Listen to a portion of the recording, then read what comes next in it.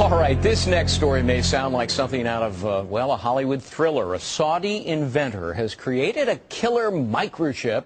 It's designed to track terrorists and criminals and, well, you can think of somebody.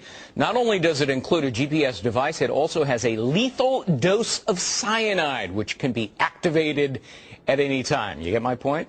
The inventor's bid for a patent has been rejected in Germany. Joining us now this morning to talk about it, Jake Ward, deputy editor of Popular Science. Okay, this is pretty macabre, pretty sinister and nefarious. How exactly would this work?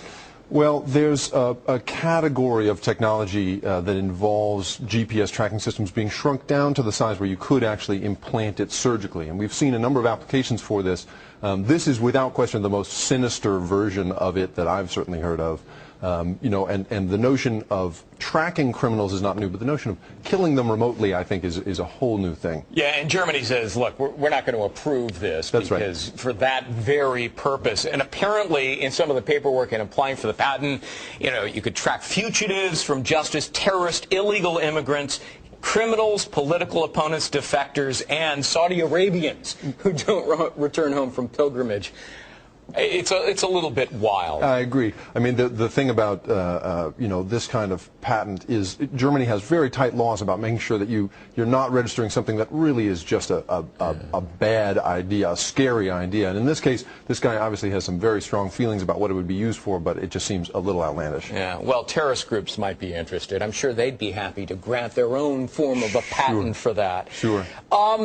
The bigger world, though, of GPS, talk to us about how it's being used to, for example, track sex offenders? Sure. The Washington State Legislature right now is considering the possibility of registering perhaps 100 sex offenders with a GPS chip that's implanted in their shoulder because they've found that a few of them have been wearing them on their wrists and then have cut them off, which just defeats the purpose. And so, but the larger world of this technology is actually pretty happy stuff. I mean, there is new technology for tracking Alzheimer's patients, you know, who may wander away. Right. Right. Sure. Tracking the vital signs of professional athletes from the sideline. You know, there's been a couple of cases in which, you know, football players have collapsed of heat exhaustion, and seeing the early warning signs of that, there's technology that sort of allows you to do that remotely.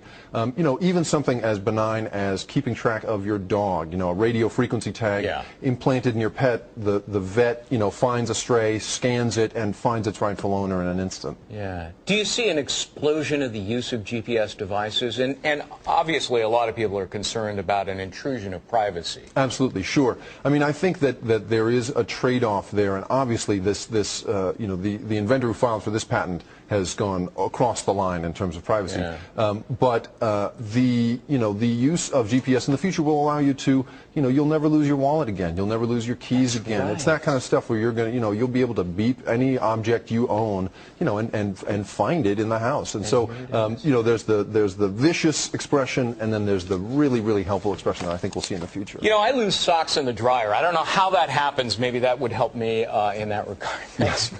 Jake Ward, deputy editor of Popular Science. Interesting stuff. Thanks very much. I've got my little buddies microchipped. Do you really? Yeah. Yeah. I do, just in case they get away, and then you bring them and you take them to like the checkout counter at the grocery store, and you scan them, and then they say, I belong to Megyn Kelly. That is very cool. Yeah. Bailey and Basha. Something like that.